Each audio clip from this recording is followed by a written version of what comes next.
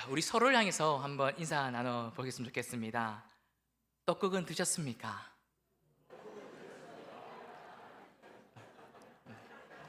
네, 저는 안 먹었습니다. 나이를 안 먹으려고 아직 안 먹고 있습니다. 네, 우리 다시 한번 인사했으면 좋겠습니다. 새해에는 얼굴이 더 빛납니다.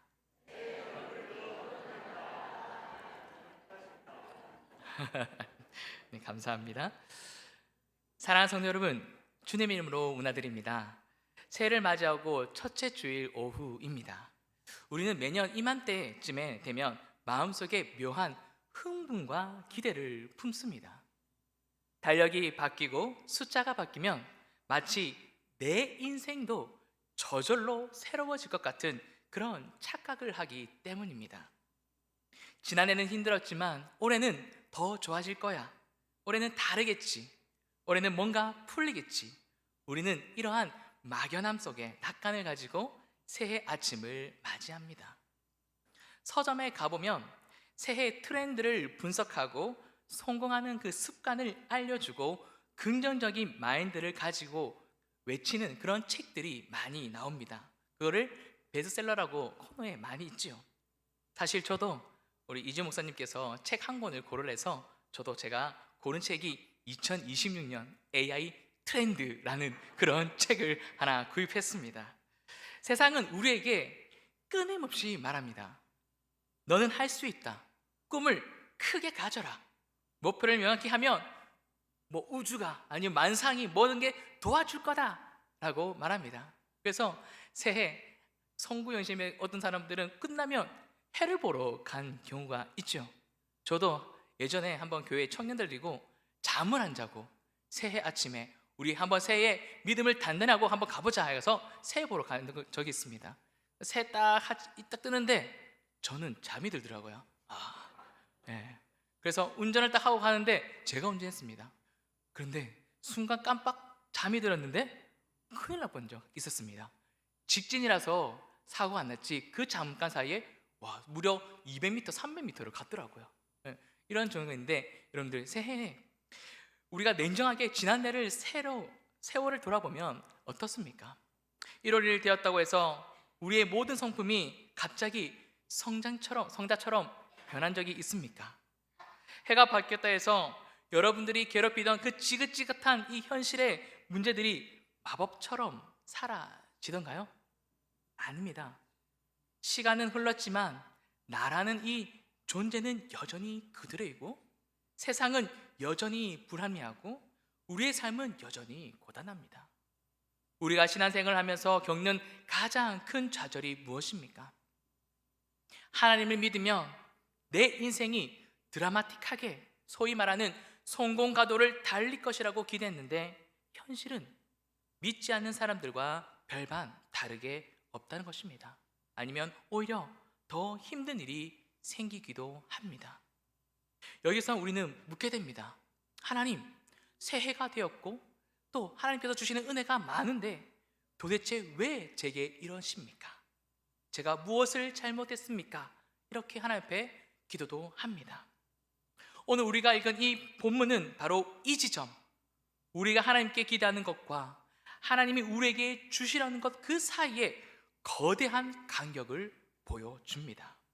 그리고 주님은 새해를 시작하는 우리에게 덕담 대신 비소와 같은 말씀을 던집니다. 나를 따르거든 자기를 부인하고 날마다 제 십자가를 져야 한다.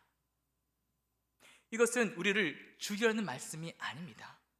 이것은 헛된 꿈을 꾸다가 멸망하지 말고 진짜 생명의 길, 진짜 영광의 길로 들어오라는 주님의 간곡한 요청이고 간곡한 초대입니다. 오늘 이 시간을 통해서 우리의 껍데기를 벗기시고 알맹이를 만드시는 그 하나님의 그 손길을 깊이 만나는 은혜가 있기를 바랍니다.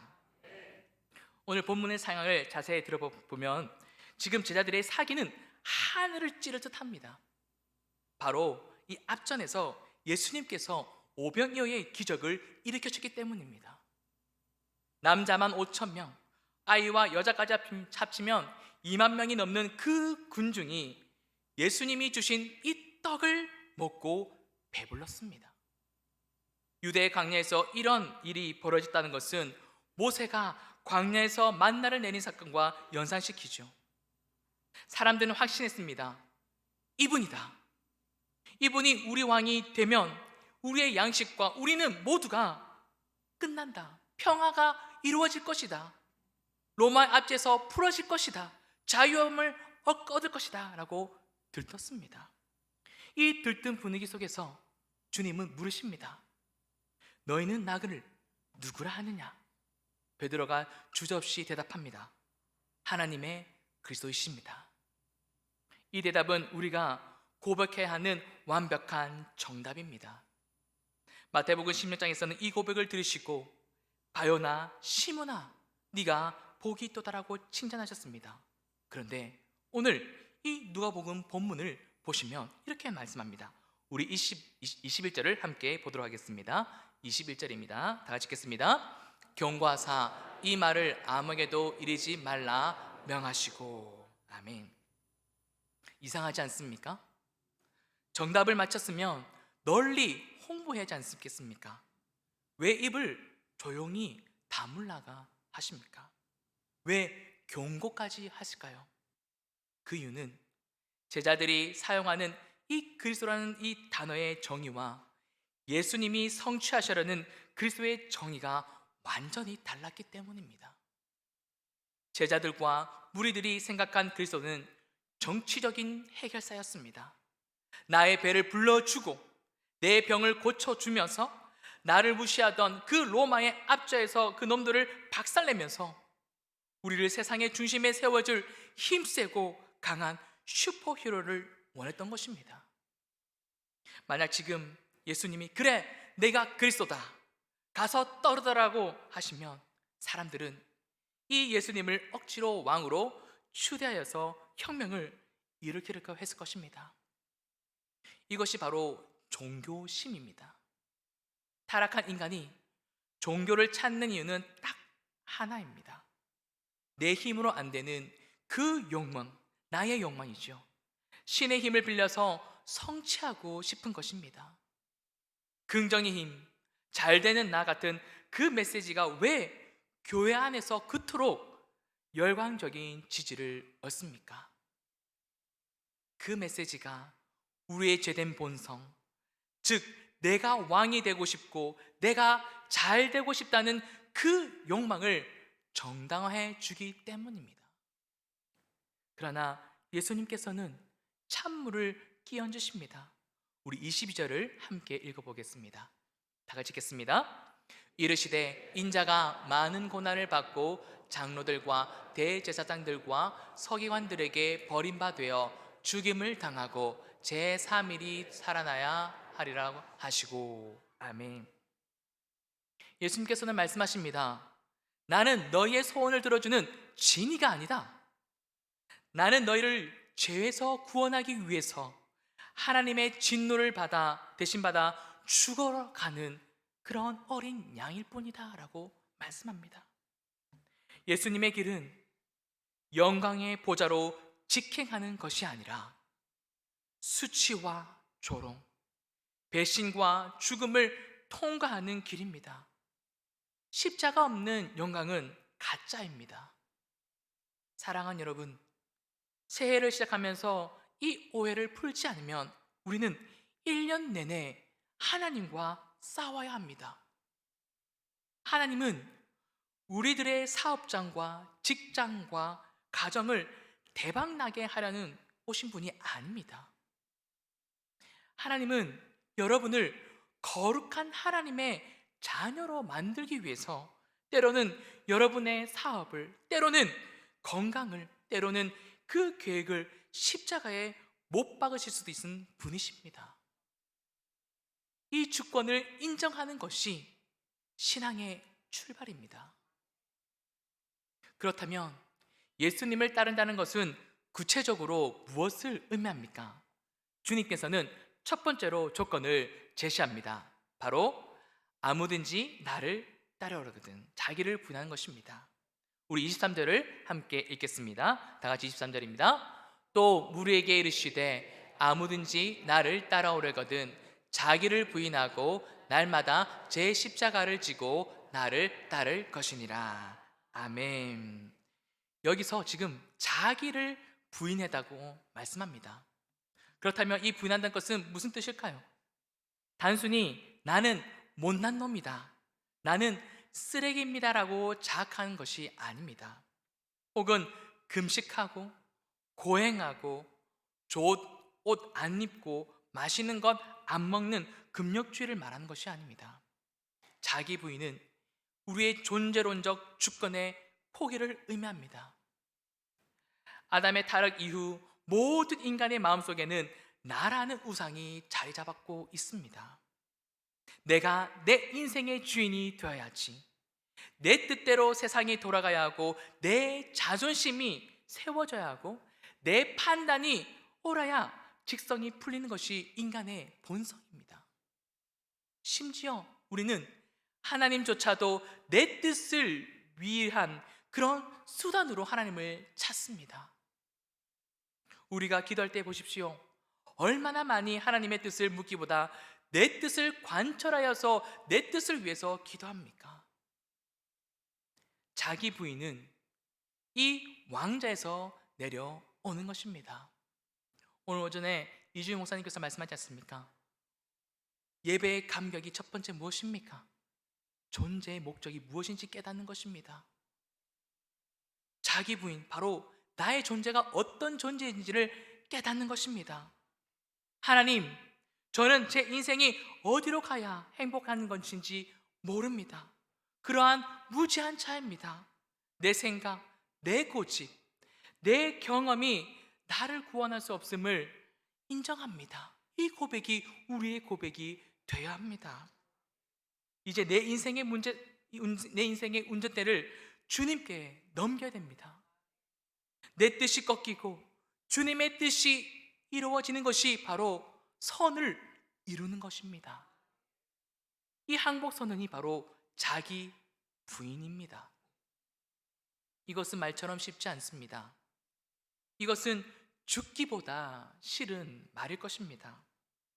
우리는 본성으로 자기를 증명하고 싶어 합니다. 누군가를 나를 무시하며 참을 수가 없습니다.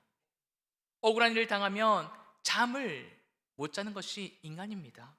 그런데 주님은 거기서 더 명령하십니다. 거기서 네가 더 죽어라. 예수님을 믿는다는 것은 과거에는 내 맘대로 살고 약삭 빠르게 이익을 챙기고 적당히 남을 속이면서 살던 그 편안한 삶을 포기하는 것입니다. 이제는 주님이 내 안에 계시기에 거짓말을 할 수 없고 미워할 수 없고 복수할 수 없습니다. 세상 사람들은 자기를 사랑하고 과시하며 사는데 우리는 자기를 감추고 낮추며 살아가야 될 존재입니다. 그래서 신앙생활은 괴로운 것입니다. 내 자아가 시퍼렇게 살아있을 때는 말씀과 부딪힐 때가 있습니다. 참 아프지요. 그러나 사랑하는 여러분들, 기억하십시오. 내가 죽어야 예수님이 삽니다. 내가 부인되는 그 자리, 내 자존심이 무너진 그 폐허 위에서 비로소 하나님의 역사가 시작됩니다. 모세가 자기 힘이 빠지는데 몇 년이 걸렸습니까? 무려 40년이 걸렸습니다. 자기가 민족을 구원하겠다고 혈기를 부릴 때는 하나님은 그를 쓰지 않으셨습니다. 그가 광야 40년을 지나면서 나는 말을 못하는 자입니다라고 철저히 자기 부인했을 때 하나님께서는 비로소 그를 지팡이로 들어 사용하셨습니다. 새해는 내가 무엇을 이루겠다는 야망을 내려놓고 주님, 새해는 나를 사용하여 주옵소서라고 순종으로 나가기를 소망합니다. 두 번째 조건은 날마다 제 십자가를 지고 따르는 것입니다. 여기서 우리는 알 것이 있습니다. 바로 시간과 일상이라는 것은 우리에게 늘 주어지는 조건입니다. 본문에서 가장 중요한 단어는 십자가 앞에서 붙는 단어입니다. 무엇입니까? 날마다입니다. 날마다. 시간이죠. 많은 성도들이 신앙을 어떤 특별한 체험이나 이벤트로 오해합니다. 부흥회 때 눈물을 흘리고 기도원에 가서 방언하고 뭔가 뜨거운 체험을 하면서 나는 믿음이 더 성숙해졌다라고 생각합니다. 그리고 그 평범한 일생은 지루해 한다고 생각합니다. 빨리 이 고난의 시간이 지나고 이제 나에게는 대박이 와야 된다라고 생각합니다. 그렇게 기다리죠. 하지만 주님은 날마다 십자가를 지라고 말씀합니다. 이것은 하나님께서 우리를 성화시키는 방법인 단회적인 기적이 아니라 지루하고 반복되는 이 일상의 시간임을 의미합니다. 우리는 그 시간을 가지고 살아가는 존재입니다. 여러분, 왜 예수를 믿는데도 우리의 삶은 획기적으로 변하지 않습니까? 왜 우리는 이렇게 하나님 앞에 매달리고 하나님 앞에 구하고 간구하는데 벼락부자가 되지 않고, 왜 아이들은 여전히 가정에서 말을 듣지 않고 부모님을 속을 썩일까요? 왜 직장 상사는 여전히 나를 괴롭힐까요? 하나님은 그 일상의 그 무게, 그 삶의 정황을 십자가로 사용하고 계시기 때문입니다. 십자가는 이 로마 시대의 사형의 틀입니다. 고통스러운 것입니다. 피하고 싶은 것이죠. 여러분의 삶 가운데 십자가는 무엇입니까? 남편입니까? 아니면 아내입니까? 아니면 자녀입니까? 아니면 돈, 질병입니까? 그 모든 삶 가운데 여러분들에게 주어지는 십자가가 있습니다. 우리는 기도합니다. 주님, 이 십자가 좀 치워주십시오. 이걸 없애주셔야 제가 주님을 더 섬기지 않겠습니까? 라고 기도합니다. 그러나 주님은 말씀합니다. 아니다. 너가 그 십자가를 지고 가라. 그 무게는 너를 만든다. 하나님은 우리를 영웅으로 만들지 않고 거룩한 사람으로 만들어 가십니다. 영웅은 단번에 세상을 구하고 박수를 받지만 거룩한 자는 고난과 인내의 세월 속에서 깎이고 다듬어져 만들어 가는 것입니다. 못된 시어머니 밑에서 며느리는 인내를 배우죠. 요즘 시대에 못된 시험이 있으면 큰일 납니다. 그러지 마시기 바랍니다. 네. 가난 속에서 우리는 하나님만을 의지하는 법을 배울 수 있습니다. 실패 속에서 우리는 겸손을 배웁니다. 만약 우리 인생이 만사형통했다면 우리는 버릇없고 그 교만하여서 하나님을 찾지도 않고 하나님께 나아가지도 않는 존재가 바로 우리입니다. 그러므로 사랑하는 여러분, 고단한 이 현실을 저주하지 마시기 바랍니다. 도망치려 하지 마시기 바랍니다. 그 자리가 바로 하나님이 여러분을 빚으시는 그 삶의 현장임을 믿으시길 바랍니다. 예수님을 보십시오. 예수님께서는 이 공생의 3년의 사역을 위해서 30년의 무명시절을 보냈습니다. 목술어서 나무를 깎고 가족들을 부양하면서 그 노동의 땀을 흘리는 그 지루한 일상을 묵묵히 살아내셨습니다. 그 날마다 그 순종이 있었기에 골고다의 그 십자가도 질 수 있었던 것입니다. 신앙의 실력은 특별한 집회 장소가 아니라 여러분이 설거지하는 그 부엌, 아니면 서류와 씨름하는 그 사무실, 아니면 사업장, 아이와 씨름하는 그 거실에서 증명하는 것이 바로 삶입니다. 이제 말씀을 정리하면서 마지막 질문을 던지겠습니다. 도대체 왜 이렇게까지 살아야 할까요? 자기를 부인하고 죽도록 고생만 하다가 끝나는 것이 하나님 믿는 것입니까? 주님께서는 24절에 이렇게 놀라운 역설을 말씀하십니다. 24절 나오진 않지만 우리 성경 말씀을 보고 함께 읽겠습니다. 우리 24절을 다 같이 읽겠습니다. 누구든지 제 목숨을 구원하고자 하면 잃을 것이요 누구든지 나를 위하여 제 목숨을 잃으면 구원하리라. 아멘. 이것은 우리 기독교 신앙의 결론이자 중심이 되는 말씀입니다. 세상의 원래는 확보입니다. 더 많이 가지고 더 높이 올라가고 내 생명을 안전하게 지키려고 아둥바둥하는 것이 세상입니다. 그러나 주님은 그렇게 움켜쥐면 결국 모래처럼 다 빠져나가고 영혼은 말라 죽는다고 말씀합니다. 반대로 주님을 위하여서 하나님의 뜻을 위하여 나를 내어주고 내 자존심을 죽이고 손해를 감수하며 그 예수님이 지셨던 그 십자가를 지고 가면 신기하게도 그 안에 생명이 있다고 말씀합니다. 사랑하는 여러분, 우리가 믿는 예수님은 십자가에서 끝난 분이 아닙니다. 십자가 뒤에 무엇이 있습니까? 부활이 있습니다. 죽어야 부활하는 것입니다. 기절하는 것은 깨어나는 것이지 부활이 아닙니다. 완전히 죽어야 완전히 새로운 생명으로 다시 살아날 수가 있습니다. 자기를 부인하고 십자가를 지는 삶의 끝에는 세상이 줄 수 없는 위로와 하늘의 영광이 있다는 것입니다. 내가 죽고 내 안에 그리스도가 사는 삶, 이것은 억지로 참는 삶이 아닙니다.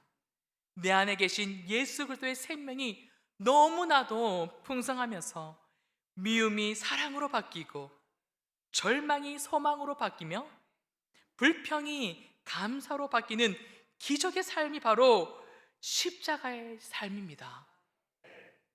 우리는 이 세상에서 떵떵거리며 사는 정복자로 부림받지 않았습니다. 우리는 예수의 생명을 보여주는 증인으로 부름을 받았습니다. 사도 바울을 보십시오. 그는 세상적으로는 가진 것을 다 잃었습니다. 그런데 이렇게 말합니다. 근심하는 자 같으나 항상 기뻐하고 가난한 자 같으나 많은 사람을 부유하게 하고 아무것도 없는 자 같으나 모든 것을 가진 자, 그것이 자신이라고 고백했습니다. 이것이 바로 예수 그리스도의 십자가를 지고 예수님을 믿는 따르는 하나님의 자녀의 성도의 자부심입니다. 사랑하는 성도 여러분, 2026년 이 새해 우리 앞에 놓인 길은 어떤 길일까요? 꽃길이 아닐 수도 있습니다. 여전히 좁은 길일 수도 있고요. 십자가의 길일 것입니다. 이 말씀을 듣고 혹시 올해도 고생길이 훤하구나 이렇게 생각하시면 안 됩니다. 낙심되십니까? 아닙니다. 낙심하지 마십시오. 우리에게는 함께 걷는 공동체가 있지 않습니까? 함께 지어져가는 공동체가 있지 않습니까? 앞서가신 주님이 계십니다. 주님은 우리가 이 길을 혼자 걷도록 내버려 두지 않으십니다. 그래서 우리 해운대 교회를 주셨습니다. 교회는 성공한 사람들의 자랑대회가 아닙니다. 교회는 주님, 저는 제 힘으로 이 십자가를 질 수 없습니다. 저는 날마다 넘어집니다라고 고백하고 상처 입은 자들의 모임입니다. 그리고 그 안에서 모여서 영적으로 치유받고 영적으로 은혜받고 충만해지는 곳이 바로 공동체이고 교회입니다. 세상에서 치열하게 자기를 부인하다가 지치고 깨져서 주일에 이 자리에 오지 않습니까? 그때 우리는 말씀과 그리고 성도의 교제를 통해서 위로부터 부어지는 그 은혜를 공급받습니다. 그래, 내가 가는 길이 망하는 길이 아니고 주님이 보고 계시고 주님이 함께 하시는 곳이 바로 이곳이구나라고 고백되어지는 것이 바로 이것이지 않습니까? 사랑하는 성도 여러분, 한 주간 세상에서 버틸 힘을 우리 여기서 얻으시길 바랍니다. 그러므로 예배의 자리를 생명처럼 지키십시오. 날마다 예배의 감격으로 살아가시길 바랍니다. 그리고 그 은혜를 가지고 가정과 사회로 나아가십시오. 가정은 가장 처절한 자기 부인의 현장입니다. 배우자에게 이기려 하지 마십시오. 자녀를 내 소유물로 삼지 마십시오. 내가 죽어 썩어지는 그 미랄을 댈 때 우리의 가정이 살아나고 열매가 맺고 내 사업장, 직장 안에 열매가 맺혀지는 것입니다. 사회에서는 선한 사마리안이 되십시오. 제사장과 레위는 자기 종교적 안위와 자기 모든 것을 가졌습니다. 그리고 그 예배 때문에 강도 만난 자리를 피했지 않습니까? 그러나 사마리아는 어땠습니까? 자기 돈을 쓰고 자기 시간을 쓰고 위험을 감수하면서 남을 살리기 위해서 나의 손해를 기꺼이 감수하였습니다. 세상에서 보면 바보 같은 사람이죠.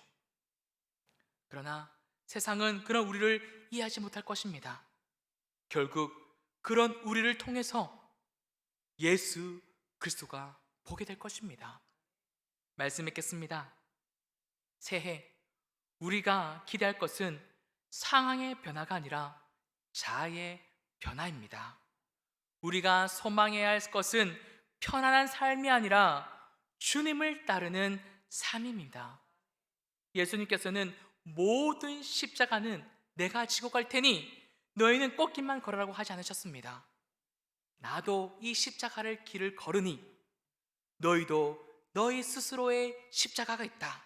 그 십자가를 지고 나를 따라와라 하고 말씀하셨습니다. 두려워하지 마십시오. 그 길 끝에는 영광의 주님을 팔 벌려 기다리고 계십니다. 그리고 그 길을 걷는 내내 성령께서 우리를 도우실 것입니다. 올 한 해 내 뜻을 꺾고 주님의 뜻을 따름으로써 예수님의 그 생명을 맛보며 전하는 그런 복된 우리 성도 되기를 주님의 이름으로 축복합니다. 우리 함께 결단하길 소망합니다. 우리 함께 찬양하기를 원합니다. 우리 시선 함께 찬양하겠습니다.